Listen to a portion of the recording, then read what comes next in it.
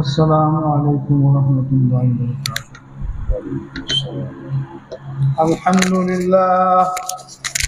الحمد للہ وکفا وسلام علی عباده الذین اصطفى اما بعد فاعوذ باللہ من الشیطان الرجیم بسم اللہ الرحمن الرحیم لقد من الله على المؤمنين إذ بعث فيهم رسولا من أنفسهم يتلو عليهم آياته ويزكيهم ويعلمهم الكتاب والحكمة وإن كانوا من قبل لفي ضلال مبين وقال النبي صلى الله عليه وسلم انما بعثت لأتمم مكارم الاخلاق صدق الله وصدق رسوله النبي الكريم اللهم صل على محمد وعلى آل محمد كما صليت على إبراهيم وعلى آل إبراهيم إنك حميد مجيد اللهم بارك على محمد وعلى آل محمد كما باركت على إبراهيم وعلى آل إبراهيم إنك حميد مجيد سبحان ربك رب العزة عما يصفون وسلام على المرسلين والحمد لله رب العالمين۔ میرے انتہائی قابل قدر بزرگوں، دوستوں، عزیزوں، میں نے آپ کے سامنے قرآن پاک کی ایک آیت اور نبی علیہ السلام کے فرامین میں سے ایک فرمان تلاوت کیا ہے۔ اللہ رب العالمین سے التجا ہے کہ مجھے صحیح طور پر بیان کرنے کی اور پھر بعد ازاں ہم سب کو اس پر عمل کرنے کی توفیق عطا فرمائے۔ یہ ربیع الاول کا مہینہ چل رہا ہے، دوسرا جمعہ ہے اس کا، تو اسی مہینے میں نبی کریم صلی اللہ علیہ وسلم کی پیدائش ہوئی اور اس پر خوشیاں منائی جاتی ہیں۔ یقینی بات ہے کہ خوشیاں منانی اچھی بات ہے، خوشیاں منانی چاہیے، لیکن یہ جو میں نے آپ کے سامنے سورہ آل عمران کی جو آیت کریمہ 164 تلاوت کی ہے، اس کے اندر نبی کریم صلی اللہ علیہ وسلم کے بھیجنے کے مقاصد بیان کیے گئے، کیونکہ جب اللہ پاک نے لوگوں کو دنیا میں بھیجا، پھر ان کی ہدایت کا سامان بھی فرمایا، کیونکہ روز اول سے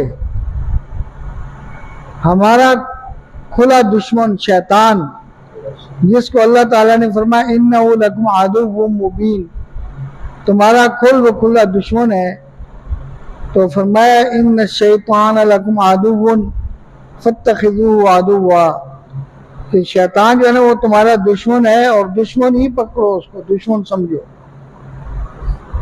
تو ظاہر بات ہے جب اس کو اتنے منصب سے محروم ہونا پڑا ہے، جس کی وجہ سے محروم ہونا پڑا ہے، اس کے ساتھ وہ کہاں رعایت برتے گا، کوئی موقع وہ ہاتھ سے جانے نہیں دے گا۔ اس لیے اللہ پاک نے انسانوں کے دنیا میں بھیجنے کے ساتھ ہی ان کی ہدایت کا سامان بھی بنا دیا ہے۔ اللہ پاک نے اپنے رسول بھیجے مخلوق کی ہدایت کے لیے، 1,24,000 کم و بیش انبیاء علیہ السلام تشریف لائے، اور سب سے آخر میں خاتم النبیین سید الاولین والآخرین، تمام رسولوں کے سردار امام الانبیاء تشریف لاتے ہیں، اور پھر ان کے تشریف لانے کے مقاصد بھی اللہ پاک نے بیان فرمائے۔ ایک ہے آمد مصطفیٰ صلی اللہ علیہ وسلم، اور ایک ہے بعثت مصطفیٰ صلی اللہ علیہ وسلم۔ دونوں چیزوں میں فرق ہے۔ آمد کہتے ہیں خود بخود آنے کو، اور بعثت کہتے ہیں بھیجنے کو۔ تو چونکہ نبی علیہ السلام کے بارے میں اللہ تعالیٰ فرماتے ہیں کہ ہم نے بھیجا ہے آپ کو، آپ آئے نہیں ہیں، آپ کو ہم نے بھیجا ہے، تو گویا کہ بعثت اور آمد میں فرق ہوا۔ آپ صلی اللہ علیہ وسلم کی بعثت ہوئی ہے، اور پھر آپ صلی اللہ علیہ وسلم کے بعثت کے مقاصد بھی اللہ نے بیان فرمائے۔ کیوں کہ اگر آپ کا کوئی مہمان آ جائے، آپ اس کا خوب استقبال کریں، خوب بتیاں روشن کریں، لائٹنگ ہو جائے، اور خوب کھانے وغیرہ تیار کیے جائیں، لیکن اس سے یہ نہ پوچھا جائے کہ آپ کے آنے کا مقصد کیا ہے، تو وہ خوش نہیں ہوگا، ناراض ہوگا۔ وہ کہے گا بھائی میں آپ کے پاس کھانے کے لیے نہیں آیا، چائے پینے کے لیے نہیں آیا، میرے مقصد کو تو سنو، میں جس مقصد کے لیے آیا ہوں اس کو پورا کرو۔ تو جب وہ مقصد پورا ہوگا تو پھر اس کو خوشی ہوگی۔ تو نبی کریم صلی اللہ علیہ وسلم کے بعثت کے چند مقاصد ہیں، اللہ نے ان مقصدوں کو تکمیل کے لیے آپ کو بھیجا ہے۔ پہلا مقصد تو یہ ہے یتلو علیہم، کہ آپ ان مومنین کو قرآن پاک پڑھ کر سنائیں۔ اس آیت کے شروع میں اللہ پاک نے ایک لفظ فرمایا لقد من اللہ، تحقیق اللہ تعالیٰ نے مومنوں پر احسان کیا ہے۔ اللہ پاک نے انسان کے اوپر بے شمار نعمتیں کی ہیں، اتنی نعمتیں ہیں، اتنی کثرت ہے کہ خود اللہ تعالیٰ فرماتے ہیں وَإِن تَعُدُّوا نِعْمَتَ اللَّهِ لَا تُحْصُوهَا، کہ اگر تم اللہ کی نعمتوں کو شمار کرنے لگو تو شمار نہیں کر سکو گے۔ ایک ایک نعمت لاجواب ہے۔ آنکھ کی نعمت کو دیکھ لیں، یہ آنکھ اگر ضائع ہو جائے تو دنیا میں کوئی آپ کو نہیں دے سکتا۔ یہ نعمت بھی اللہ پاک کی انمول نعمت ہے، اور انسان کے جسم کے اندر بے شمار نعمتیں ہیں۔ ایک ایک جوڑ جو ہے وہ نعمت ہے۔ 360 جوڑ ہیں انسان کے جسم کے اندر، ہر جوڑ جو ہے وہ بے مثل اور بے مثال ہے، اگر ختم ہو جائے تو وہ مل نہیں سکتا، وہ انسان کہیں سے لا نہیں سکتا۔ لیکن اللہ پاک نے کسی نعمت پہ احسان نہیں جتلایا۔ آنکھ کی نعمت عطا فرمائی تو احسان نہیں جتلایا، زبان کی نعمت عطا فرمائی تو احسان نہیں جتلایا، دل کی نعمت عطا فرمائی تو احسان نہیں جتلایا، دماغ کی نعمت عطا فرمائی تو احسان نہیں جتلایا، ہاتھوں کے اندر پکڑنے کی قوت عطا فرمائی تو احسان نہیں جتلایا، ناک کے اندر سونگھنے کی قوت عطا فرمائی تو احسان نہیں جتلایا، کانوں کے اندر سننے کی قوت عطا فرمائی تو احسان نہیں جتلایا، دل و دماغ کے اندر سوچنے کی قوت عطا فرمائی تو احسان نہیں جتلایا، الغرض کسی نعمت پر بھی احسان نہیں جتلایا۔ نعمتیں اتنی ہیں کہ کوئی شمار نہیں کر سکتا۔ وَإِن تَعُدُّوا نِعْمَتَ اللَّهِ لَا تُحْصُوهَا، کہ اگر انسان سارے مل کر بھی شمار کرنے لگے اللہ کی نعمتوں کو شمار نہیں کر سکتے، بلکہ میں تو کہتا ہوں کہ یہ انسان کا جو سانس اندر جا رہا ہے اور باہر آ رہا ہے، اگر انسان ساری عمر اللہ کا شکر ادا کرے اس نعمت پر تو اس نعمت کا بھی شکر ادا نہیں کر سکتا۔ لاجواب نعمتیں عطا فرمائی ہیں، لیکن اللہ تعالیٰ نے اگر احسان جتلایا ہے تو وہ نبی کریم صلی اللہ علیہ وسلم کی بعثت کی جو نعمت ہے اس پر احسان جتلایا ہے۔ اللہ تعالیٰ ہمیں اس نعمت کے قدر کرنے کی توفیق عطا فرمائے۔ جس مقصد کو لے کر نبی کریم صلی اللہ علیہ وسلم دنیا میں آئے اس مقصد کو پہچاننے کی توفیق عطا فرمائے۔ سب سے پہلا مقصد یہ ہے یتلو علیہم، وہ تمہیں قرآن پاک پڑھ پڑھ کر سناتا ہے۔ نبی کریم صلی اللہ علیہ وسلم نے خود قرآن سیکھا اور پھر اس کے بعد آپ نے صحابہ کو سکھایا، پڑھ کر سنایا۔ یتلو علیہم آیاتہ، اور قرآن پاک کے پڑھنے کے بے شمار فائدے ہیں۔ قرآن پاک کے ایک ایک حرف پر اللہ پاک 10 نیکیاں عطا فرماتے ہیں۔ الف لام میم، آپ نے یہ جملہ پڑھا،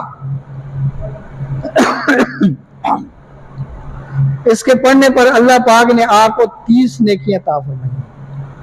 الف لام میم 3 حروف ہیں اور ہر حرف پر اللہ پاک 10 نیکیاں عطا فرماتے ہیں، تو صرف الف لام میم کی تلاوت کرنے پر آپ کو 10 نیکی ملتی ہے۔ اور اس سے مزید نبی کریم صلی اللہ علیہ وسلم نے فرمایا کہ دلوں کو زنگ لگ جاتا ہے، جس طرح پانی کی وجہ سے لوہے کو زنگ لگ جاتا ہے تو دلوں کو بھی زنگ لگ جاتا ہے بدعمالیوں کی وجہ سے۔ سورہ مطففین میں فرمایا کلا بل ران علی قلوبہم ما کانوا یکسبون، ہرگز نہیں بلکہ ان کے دلوں پر جو ہے زنگ چڑھا ہوا ہے ان کے بدعمالیوں کے سبب کی وجہ سے۔ یہ جو کچھ انہوں نے گناہ کمائے ہیں اس کی وجہ سے زنگ چڑھا ہوا ہے۔ صحابہ کرام نے عرض کی یا رسول اللہ صلی اللہ علیہ وسلم زنگ کو اتارنے کا طریقہ کیا ہے؟ فرمایا تلاوت قرآن پاک اور موت کو کثرت سے یاد کرنا۔ اس کی وجہ سے اللہ پاک دلوں کو صاف فرما دیتے ہیں قرآن پاک کی تلاوت کی وجہ سے۔ جو شخص جتنا کثرت سے تلاوت کرے گا اس کے گھر کے اندر اللہ پاک کی رحمتوں کا نزول ہوگا، اس کے گھر کے اندر پریشانیاں ختم ہوں گی، مشکلات دور ہوں گی۔ اور آپ میں سے شاید کچھ لوگوں کو یاد ہوگا کچھ سال پہلے ہمارے گھروں کی یہ حالت ہوتی تھی کہ صبح نماز کے بعد گھروں سے تلاوت قرآن پاک کی آواز آیا کرتی تھی، لیکن رفتہ رفتہ یہ چیز ناپید ہوتی جا رہی ہے، ختم ہوتی جا رہی ہے، اب وہ رجحان نہیں رہا۔ حالانکہ اس کی برکت اتنی ہوتی تھی کہ گھروں کے اندر ایک کمانے والا ہوتا تھا اور سب کا کام چل جاتا تھا، بلکہ گھروں کے اندر لنگر جاری ہوتے تھے، آنے والے مہمانوں کو بھی خوب سیر کر کے کھلایا جاتا تھا، بڑی خوشی محسوس ہوتی تھی آنے والے مہمان۔ لیکن اب سارے کما رہے ہیں اور بنتا کچھ بھی نہیں ہے، پریشانی ہے۔ کیوں؟ کہ وہ جو اللہ کی رحمت کا نزول تھا جس سبب سے ہونا تھا وہ ہم سے چلا گیا، ہم نے اس کی طرف توجہ نہیں دی۔ اور حدیث پاک میں آتا ہے قرآن پاک کی تلاوت سے فرشتے جو ہے نا اس گھر کو گھیر لیتے ہیں اور رحمت اللہ پاک کی رحمت جو ہے نا اس کو ڈانگ لیتی ہے۔ اللہ پاک کی رحمت جو ہے اس کو ڈھانک لیتی ہے، اور فرشتے جو ہیں ان کے لیے دعا کرتے ہیں۔ اللہ پاک اس گھر کے اندر سکون نازل فرماتے ہیں۔ حالانکہ ہماری سب سے بڑی خواہش یہی ہوتی ہے کہ اللہ کی رحمت اترے اور سکون حاصل ہو جائے۔ تو سکون حاصل ہوگا تلاوت قرآن پاک کی وجہ سے۔ ہم تلاوت کریں گے کثرت سے، قرآن پاک کو پڑھیں گے تو اللہ پاک ہم سے راضی ہوں۔ اور مجھے کل ایک بندہ سنا رہا تھا، کہتا تھا کہ ہماری مسجد میں ایک نمازی آیا کرتا تھا، اس کا ویٹ بہت زیادہ تھا، تقریباً 200 kg بتا رہا تھا، 200 کلو۔ کہتا ہے کہ وہ ایک تو یہ تھا کہ عصر کے ٹائم آتا اور عشاء کی نماز پڑھ کے مسجد سے گھر جاتا تھا، اس کا یہ عمل تھا۔ اور دوسرا یہ کہ طلباء کے ساتھ محبت کرتا تھا بڑی، اور پھر قرآن پاک کی تلاوت کثرت کے ساتھ کرتا تھا۔ ہر ہفتے میں اس کا قرآن پاک مکمل ہوتا تھا، اور اس کی یہ دعا ہوتی تھی کہ یا اللہ پاک مجھے کسی کا محتاج نہ بنا۔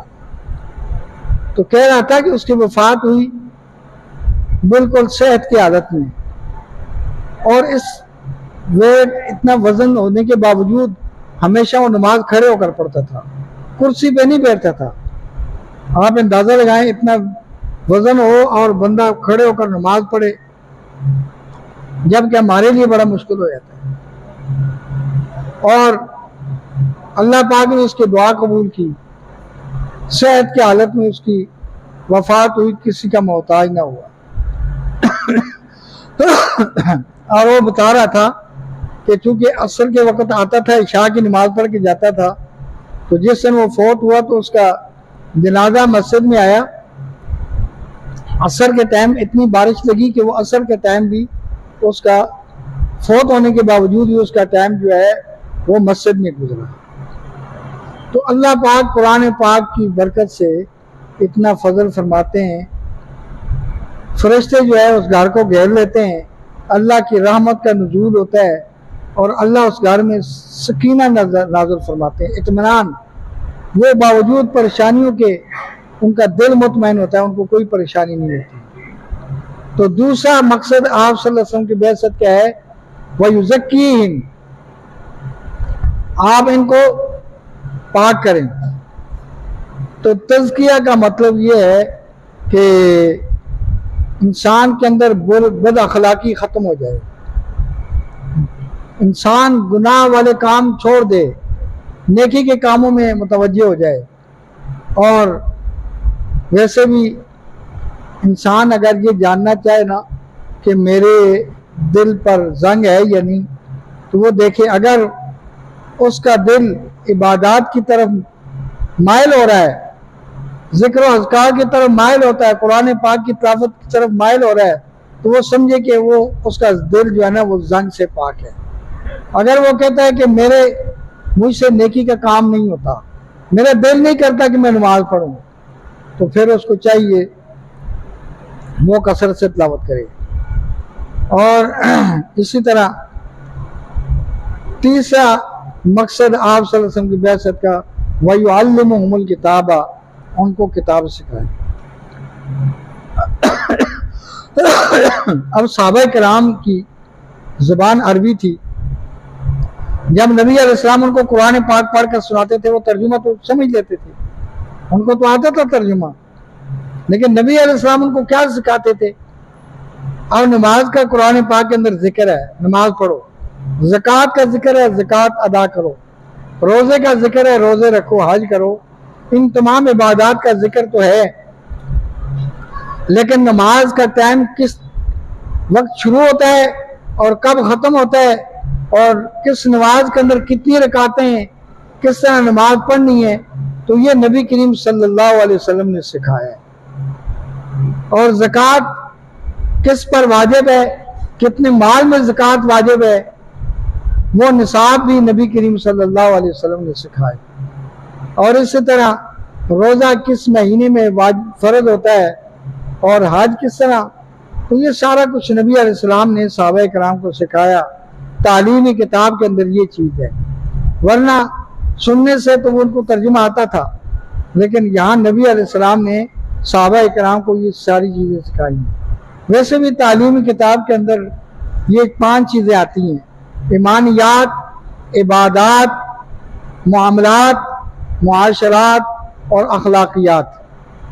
تو یہ سارا اسلام یہی ہے، ان 5 چیزوں کا نام اسلام ہے۔ یہ 5 چیزیں آ جائیں، ایمانیات، عبادات، معاملات، لین دین کے معاملات، خرید و فروخت کے معاملات، اسی طرح معاشرات اور اخلاقیات، یہ سب ٹھیک ہو جائیں تو یہ سمجھو کہ اسلام انسان کو مل گیا۔ اور چوتھا منصب آپ صلی اللہ علیہ وسلم کے بھیجنے کا مقصد والحکمہ، اور حکمت سکھانا۔ تو حکمت کا مطلب یہ ہے جن چیزوں کو اللہ اور اس کے رسول نے حلال کیا ان کو حلال سمجھنا، اور جن کو حرام کیا ان کو حرام سمجھنا۔ یہ چیزیں جب ہمیں آ جائیں گی تو ہم جو ہے نا نبی علیہ السلام کی بعثت کے مقصد کو سمجھ گئے، اور انہیں ہی ہمیں اپنانا چاہیے۔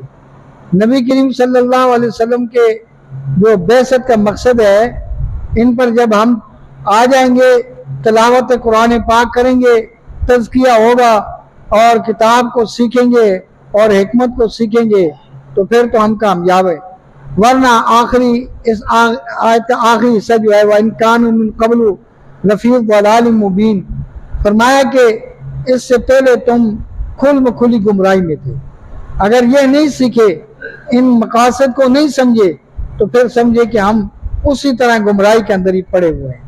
تو اللہ رب العالمین سے دعا ہے کہ اللہ رب العالمین ان چاروں مقاصد کو سمجھ کر ان پر ہمیں عمل کرنے کی توفیق عطا فرمائے، اور یہی نبی کریم صلی اللہ علیہ وسلم کو بھیجنے کا مقصد ہے۔ یہ چیزیں جب ہمارے اندر آ جائیں گی تو ہم گویا کہ نبی علیہ السلام کی آنے کی صحیح معنی میں خوشی منا رہے ہیں۔ اگر ہم قرآن پاک کی تلاوت نہیں کرتے، تزکیہ نہیں کر رہے، قرآن پاک کو سیکھتے اور سکھاتے نہیں ہیں، اور حکمت کو نہیں سیکھتے سکھاتے، ہم اللہ کے حرام کردہ چیزوں کو حرام نہیں سمجھتے، حلال کردہ چیزوں کو حلال نہیں سمجھتے، تو ہم سمجھے کہ پھر ناکام ہیں، ہمیں خوشی منانے کا کوئی حق حاصل نہیں ہے۔ وآخر دعوانا ان الحمد للہ رب العالمین۔